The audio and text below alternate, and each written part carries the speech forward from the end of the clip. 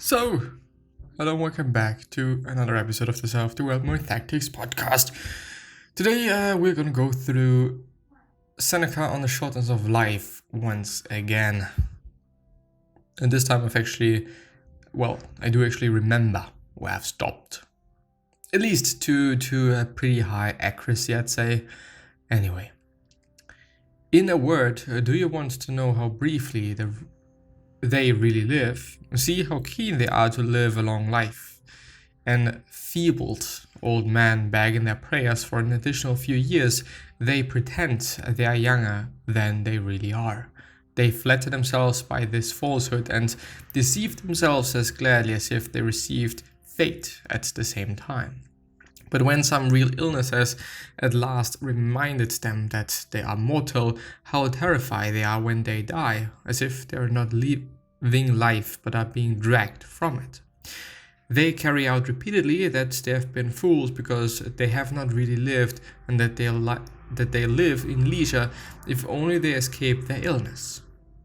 Then they reflect on how useless they made previous provision for things they wouldn't live to enjoy, and how fruitless was all that toil. But why should life not be ample for people who spend it far removed from all business? None of it is made over to another, none scattered in this direction or that. None of it is entrusted to fortune, none wasted through neglect. None is lost through being given away freely, none is superfluous. The whole is lost through being the whole of life yields a return, so to speak, and so, however short, it is amply sufficient, and for that reason, whenever his last day comes, the sage will not hesitate to go to his death with a sure step. You perhaps want to know whom I'd term the preoccupied. Don't imagine that I mean only those lawyers who are driven out of the law court only when the watchdogs are finally let in for the night, or those patrons you see crushed either with impressive display in their own crowd of admirers or more contemptuously in someone else's crowd, or those clients whose duties summon them from their own houses in order to dash them against the doors of others, or those the praetor's spear keeps busy for disreputable gain which is someday bound to fester. Even the leisure of some people is preoccupied, in their country retreat or in their couch, in the midst of their solitude, and even though they have withdrawn from everyone, they are troubling company for themselves. Their existence is to be termed not leisurely, but one of idle preoccupation. Do you call a man at leisure who arranges with meticulous attention to detail his Corinthian bronzes, which are made so expensive by the collecting mania of a few, and who spends most of the day on rusty stripes of copper? Or a man who sits at a wrestling ring? For shame on us, we suffer from vices that are not even Roman, enthusiastically watching boys brawling, who separates the troops of his own well-oiled wrestlers into pairs of the same age and skin color, who maintains a stable of the freshest athletes. Tell me, do you call those people leisured, who would spend many hours at the barber's, while any overnight growth is trimmed away?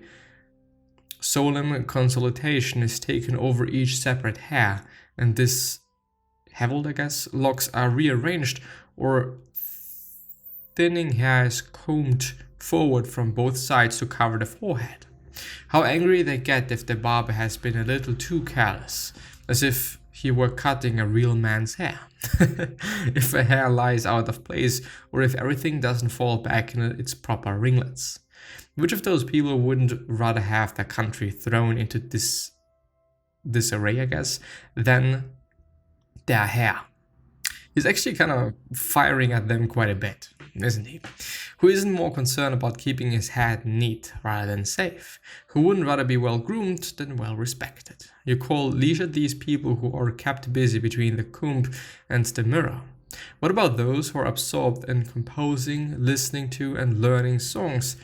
The voice, whose best and simplest flow is naturally straightforward, they twist into sinuous turns of the most feeble crooning.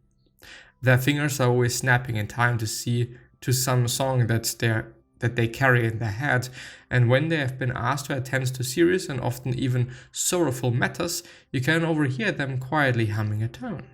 Theirs isn't leisure but idle occupation, and heaven knows, I'd not class the banquets among leisurely pastimes, because I see how anxiously they arrange their silver plate, how carefully they getter up the tunics of their pretty boys at table, how they're on tenterhooks to see how the board turns out from the cook, how quickly the soothe-skinned slaves hurry to discharge their duties at the given signal, how skillfully birds are carved into carefully shaped portions, and how attentively wretched little slave boys wipe away the spittle of drunks.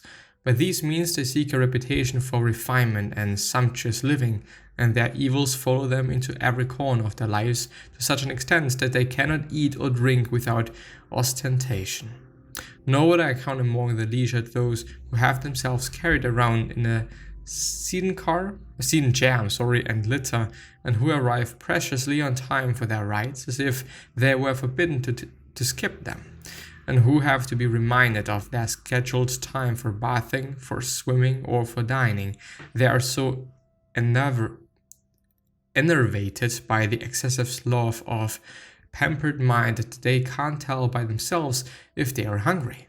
I hear that one of these pampered creatures, if pampered is the right word for unlearning life and normal human practice, was manually lifted out of the bath and sat down in his sedan chair and asked, "Am I now seated? Do you think that someone like this, who doesn't know if he is sitting, knows whether he's alive, whether he can see, whether he is at leisure?" It is hard for me to say whether I pity him more if he really didn't know as much, or if he pretended not to know. They are obviously to many things, or obvious to many things, but they are also affected forgetfulness of much. They find certain vices pleasing as evidence of their prosperity. To know what you're doing seems to be the mark of a man who is lowly and contemptible.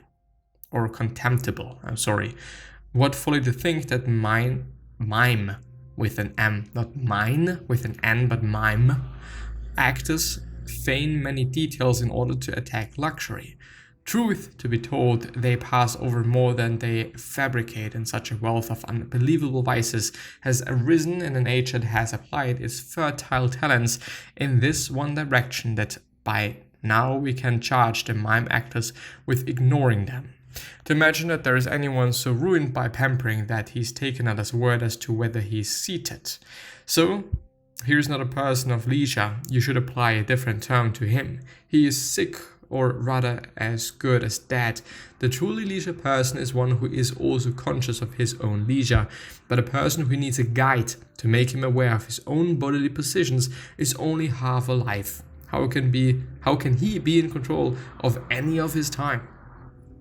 This is actually a pretty good point. I'm just trying to kind of translate it into modern day life, but I think that it also speaks to certain people who are so stressed living their life, doing whatever the fuck they're doing, that they forget about quite everything, that they forget about indeed living their life and just how they spend their time and what they actually do in a day. Which might be kind of a thought in terms of, well, if you're working too much, maybe you have to kind of lower that a bit. Maybe you should live life a bit more. Maybe you should be kind of balancing things out a bit more and doing things just a bit differently, I'd say. As difficult as it may be for some people, especially people that are pretty used to being really, really busy, maybe, and or actually really stressed out as well. But yeah, I do think that he kind of speaks to balance, but also kind of to, I think, people that are too rested, and not even alive anymore. Maybe just because they put themselves into the situation by, for example, being severely, severely overweight and not indeed being able to do anything, but also thinking long term and making sure that you're able to do something and you're able to live your life the way you want to live it when you're getting older. Speaking of illnesses, speaking of smoking or actually not smoking, for being able to actually make that sure. But yeah, it would be a long business to run through the individual cases of people who have spent their whole lives playing checkers or playing ball or baking their bodies in the sun, and people whose pleasures put them to considerable work are not at leisure. For instance, nobody will doubt that those who devote their time to useless literary questions, Rome, too, now has a significant number of such people, are busily engaged in doing nothing. It was once the well-known failing of the Greeks to ask how many rowers Ulysses had, whether the Iliad or the Odyssey was written first, and also whether they belong to the same author, and other questions of the same stamp, which, if you keep them to yourself, do nothing to improve your private knowledge. And if you divulge them, you're made to appear not more learned but more annoying. And now this vacuous enthusiasm for acquiring useless knowledge has infected the Romans as well. Only a few days ago I heard someone mentioning which Roman general had been the first to do what. Duilius was the first to win a battle at sea, Curius Dentarus the first to parade elephants in a triumph. So far, even if such items as these highly steer us toward true glory, they still evolve models of service to the state. Such knowledge isn't going to profit us, but it's nevertheless of the sort to hold our interest because its subject matter, though empty, is appealing. We may also excuse investigators who ask who first persuaded the Romans to deploy a naval force. It was Claudius, who was called Codex for this reason, because the ancients termed the composite structure of several planks a codex. Hence, the public reorders are called codices, and the barges which carry provisions up the Tiber, which is a river as far as I know, are still called Codiacaria in accordance with ancient practice.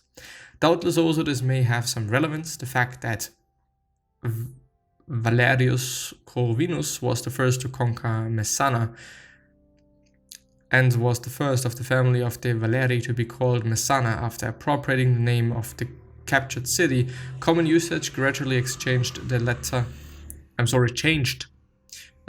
name of the captured city. Common usage gradually changed the lettering, so he became Messala. But will you also allow interest in the fact that El Sulla was the first to display lions of the leash in the circus, though as a general rule they were shown in chains, and that javelin throwers were supplied by King Bocchus to dispatch them? Alright, let's allow that as well. But is any useful purpose really served by knowing that Pompey was the first to put on a fight against them in mock battle? A leader of the state and a man of outstanding kindliness, as his reputation has it. Among leaders of old, he thought it a memorable form of spectacle to destroy human beings in unheard of fashion.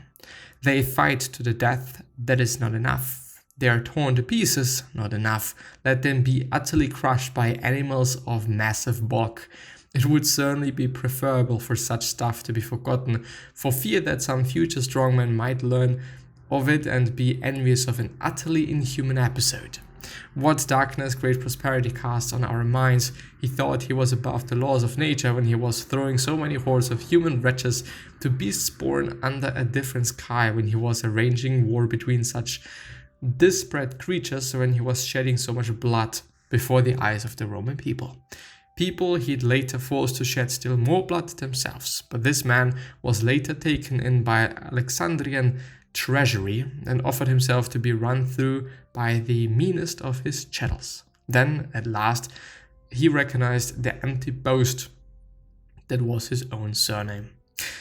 But to return to the point from which I disagreed, and to demonstrate the fertility of the pains that some people take in these same matters, the same source reported that Metellus, in his triumph after conquering the Carthaginians in Sicily was alone of all Romans in having 120 captured elephants led in procession before his chariot.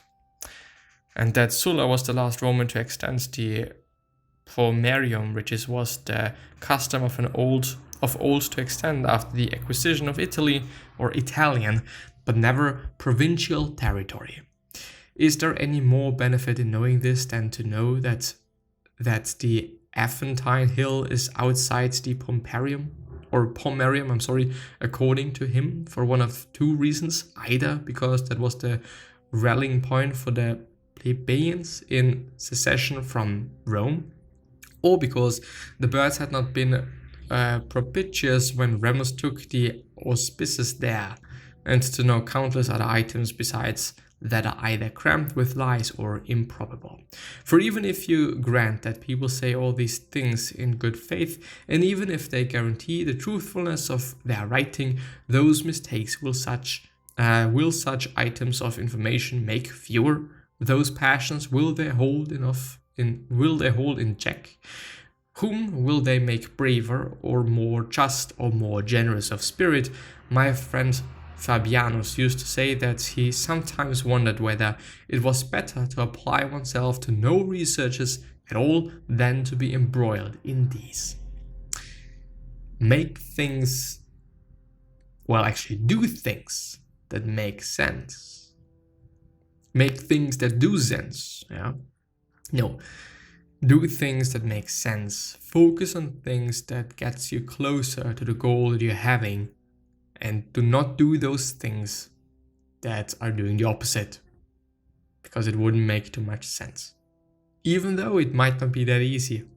Even though some other people might not really accept it.